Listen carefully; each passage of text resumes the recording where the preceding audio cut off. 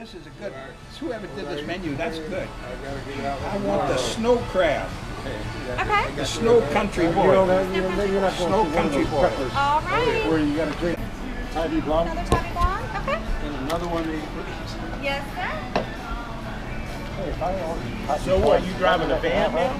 I got it today, Lyndy, and it was, I'm telling you, it spoiled me. Honest to God. What kind is it?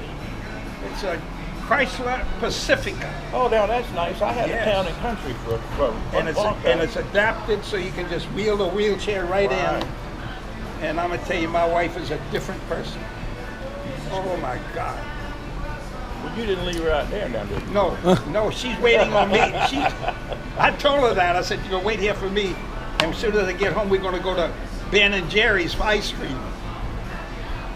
Because he's catching hell right now. He's catching real hell. And I told him, I said, you know what the secret is? And he said, no, tell me. It's the economy, stupid. And if the economy ain't good, then you're going to have bashful Biden as the president. I'm serious. Jack, people are just that way. People want to vote on their pocketbook. I'm serious. I knew Trump before he was president. I had a case against him. Yeah, the biggest case in his history. He wrote a book about it. The $10 million man.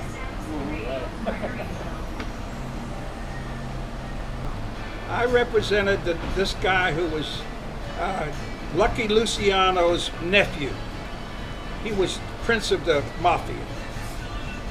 And he may be the greatest character I ever met next to Jack Flanagan. That's hard to believe. That's hard to believe. The only person I ever knew, we went into the biggest Italian restaurant in New York City, and he looked at him and he says, what do you got in the wine? So help me God. And the man came out with the uniform and all, and going to serve the wine. He said, no. I asked you, what have you got in wine? And the man got really upset. He went and got to get the owner to bring to the table. And the owner looked at him, and of course the owner knew who he was. So he said, what do you want? What is your best bottle of wine? Oh, we have $1,200 bottle of wine. Right. That's the one we want. So help me God. I'm serious. He took 2 drinks out of it, and he said, you know, this is not bad. Is that any good? This is a good, whoever did this menu, that's good. I want the snow crab. Okay. The snow country boy. Snow country boy. All right. Where you got a You know, it's horrible what they did.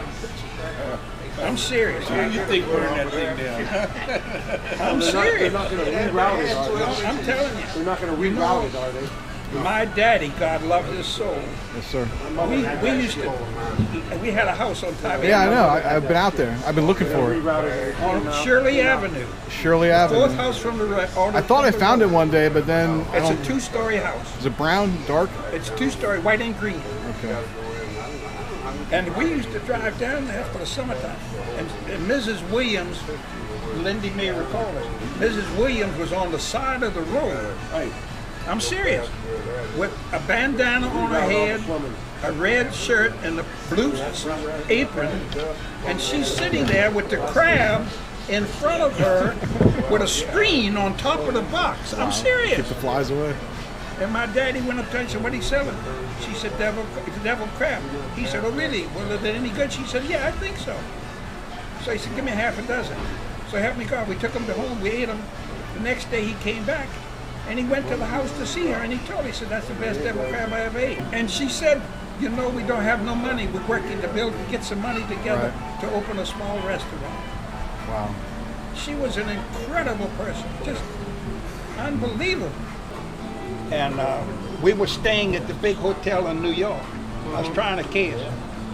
And they rented the suite, Sinatra suite, for me to stay in. And I stayed there for 22 days. And the guy from the mafia used to share the bedroom with me. You know, we had 2 bedrooms in the Sinatra suite. And so the guy says to me in the early going, he says, You know something? I said, no, sir, I don't know anything. You know when's the best time to hit a man? So help me God. I said, no, I don't. He says, when he's in the shower. I swear to my God.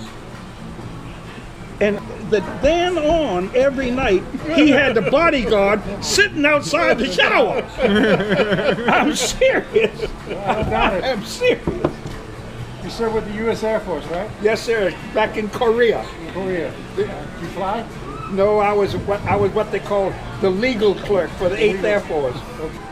Reds, we didn't make that. China, India, Burma. They kept me in the break all the time, man. I couldn't do anything. You remember Benedictine Reds? Oh, yeah, he was my squad leader, man. I'm telling you. Jack, And Louis 2 years ago he embarrassed me. He really did.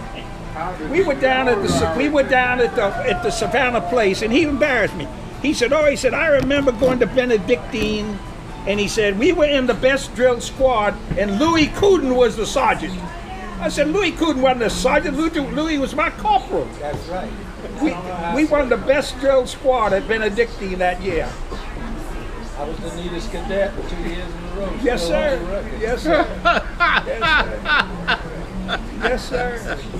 He was the greatest character. He was lucky to get out of Benedictine. I'm serious.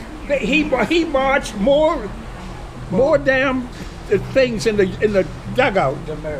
Demerits. He marched more demerits than anybody in the history of that school. I'm serious. I'm kidding. When he hit 250, I'm serious. Reds Helmey hit 250 demerits. They said it was a school record. The reason why I was a Lutheran, that's why. Only Catholics. Catholics never got it. Never got it, Red. God almighty. Louis was good people. Oh, Reds. There's the Louis. Yes. Can't imagine a big school. Yes, Father. So I get up, so help me God. So help me God. I get up and I went to the board and I said, Father, in order to circumcise a squircle, I knew it was coming. help me God. I knew it was coming. So help me God, but I don't realize what I said. So Terrence comes up to me and he says, and he does this to me, he says, give you one more chance. So help me God, I wouldn't kick him. I said, okay, we got to chalk out again. In order to circumscribe a circle. And he grabbed me. And I tried to sit down in my chair. And he said no. So help me God. He grabbed me by the roots of my hair. And he pulled me up. He stood me up straight. And he said, if you ever say that again, he says, your mother won't recognize you. I said, okay, Father, I won't. And I still didn't know what I'd done. I didn't know. I didn't know what the hell he was talking about.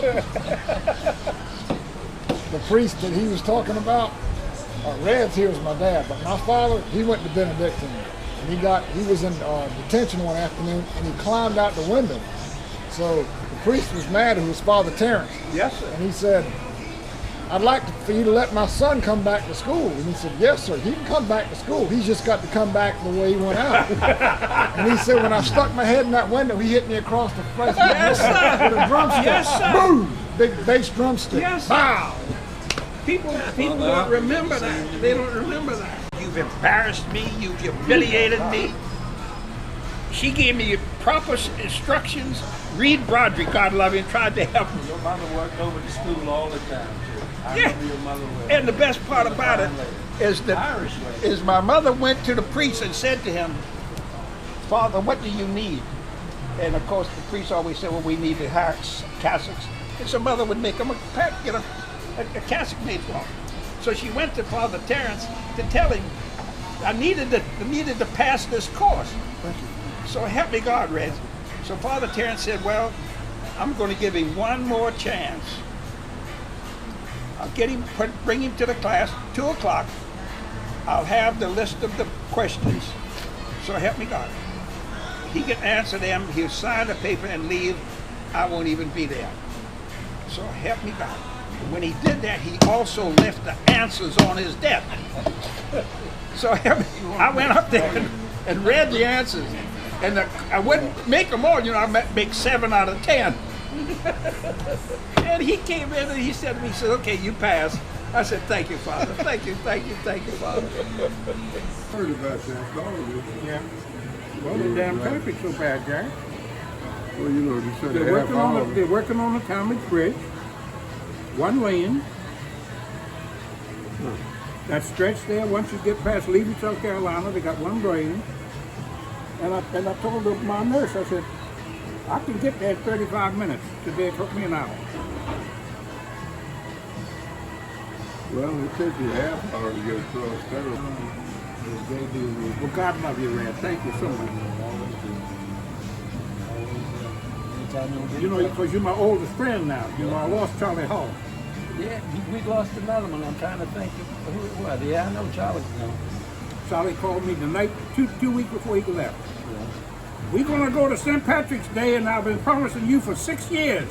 We're going to go to St. Patrick's Day together. I said, good, good, good. You know, I was in His son called me the St. Patrick's Day. He said, you ain't going to make it with my daddy. You know, I was in Fenian for a long time. Yeah. Yeah. I was the first cracker in the Fenian Society. I was a member.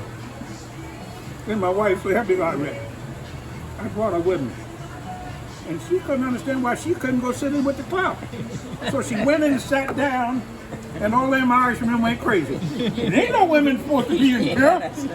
So I said, well, if she can't stay, I'm going to leave. Yeah, they wanted to keep it to 100. Yeah. And I knew a lot of the Irish guys, one of the sons and all of it, so I dropped out.